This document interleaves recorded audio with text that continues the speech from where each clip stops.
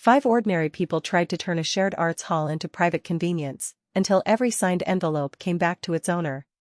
5 ordinary people tried to turn a shared arts hall into private convenience. A numbered envelope made every consequence come back to its owner. Mara managed the community arts hall, where 5 groups shared rehearsal rooms, folding tables, a kitchen, and 1 battered brass key. To stop arguments, she replaced the old verbal booking habit with a simple deposit ledger. Every group received a numbered envelope. Damage charges required a photograph, a time, and 2 signatures. Refunds required the same. Nobody liked paperwork until the people who relied on confusion discovered that the paper was patient.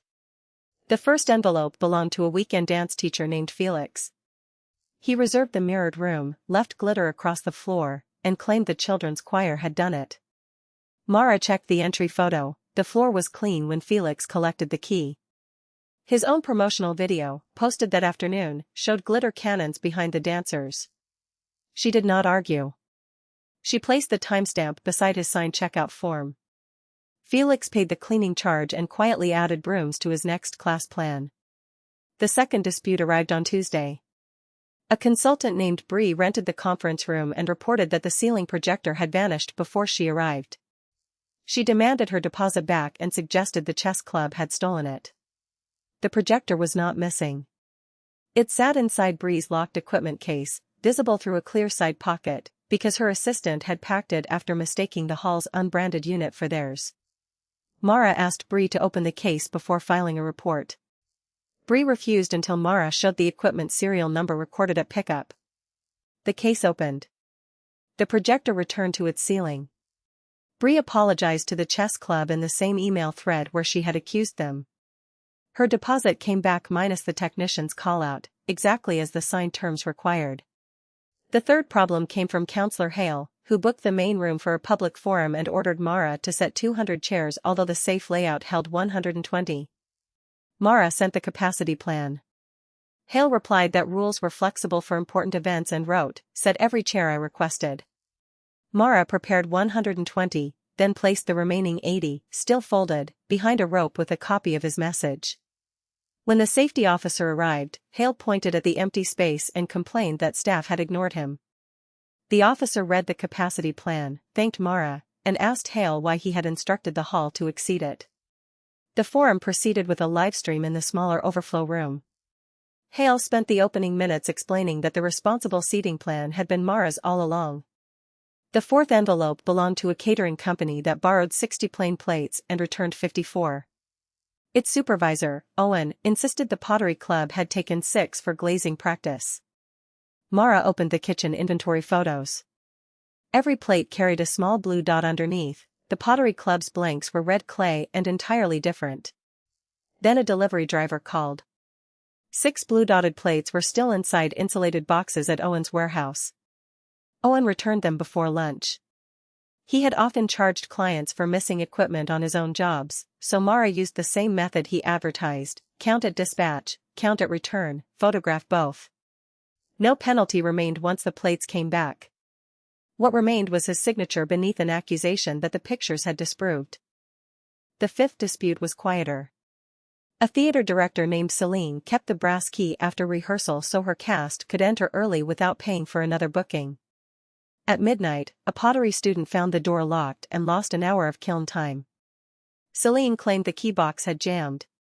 Mara's ledger showed no return signature, and the hall camera showed Celine slipping the key into her coat pocket.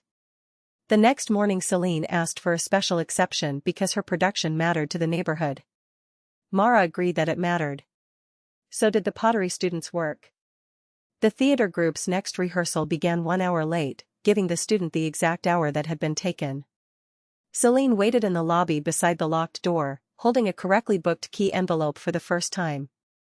At month's end, Mara balanced the deposits. Felix had paid for glitter cleanup.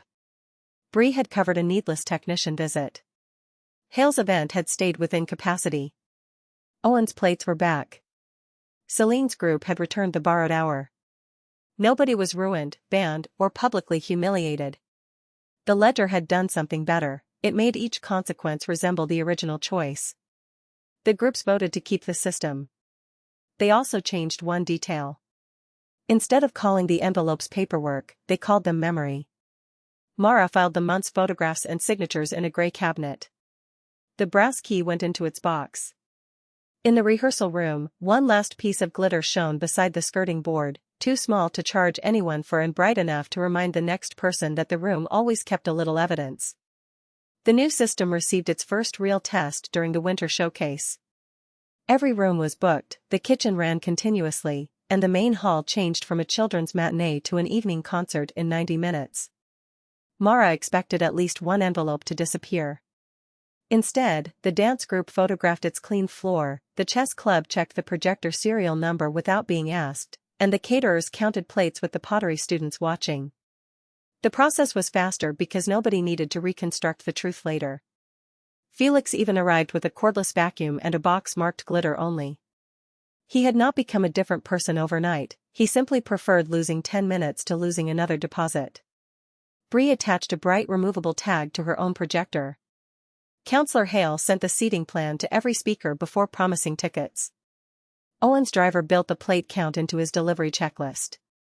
Celine appointed a cast member whose only final task was returning the brass key. Then a sixth problem appeared, though it was not another story of entitlement. A retired teacher named June booked the smallest room for a free reading circle. At checkout, she noticed a deep scratch across one table and began apologizing before Mara had opened the envelope. The entry photograph showed the scratch was already there. Under the old informal system, June might have paid because she was honest and somebody louder might have escaped. The ledger protected her as firmly as it had corrected the others. That moment changed the vote. The envelopes were not traps waiting for a mistake. They were boundaries around memory. Evidence could assign responsibility, but it could also refuse an unfair accusation. The same rule that charged Felix cleared June. The same serial number that embarrassed Bree prevented the chess club from being blamed. Fairness worked because the record did not care who spoke confidently. At the next committee meeting, Hale proposed a 12-page booking policy with 3 approval tiers. Everyone stared at him until Mara held up one numbered envelope. The room laughed, including Hale. They kept the simple version: photograph what enters, photograph what leaves, sign for what you borrow, and repair what your choice costs. Rules multiplied only when trust and memory failed. The envelope gave both a modest place to stand. By spring, the battered brass key had acquired a new wooden tag.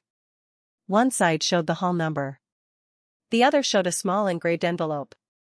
Celine's theater group paid for it as an apology to the pottery student. Felix's dancers performed at the unveiling without glitter. Owen provided cake on 60 blue-dotted plates and counted everyone home. Bree lent her correctly tagged projector.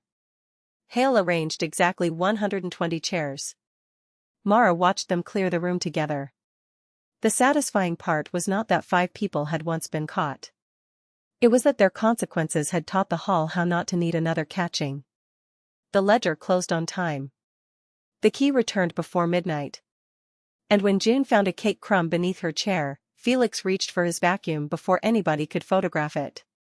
The following week, a new tenant asked why the hall bothered with deposits when everyone seemed so cooperative. Mara could have told all 5 stories. Instead, she showed him the empty key box, the complete plate shelf, the capacity diagram, the labeled projector, and the broom hanging inside the dance cupboard. Cooperation, she explained, was not the absence of a system. Sometimes it was what remained after a fair system had made excuses expensive and honesty safe. He signed his envelope and returned it after the meeting with every line complete. Nothing went missing. No camera was consulted. No deposit was reduced. Mara filed the record anyway, because a quiet page showing that everything went right belonged in the cabinet too.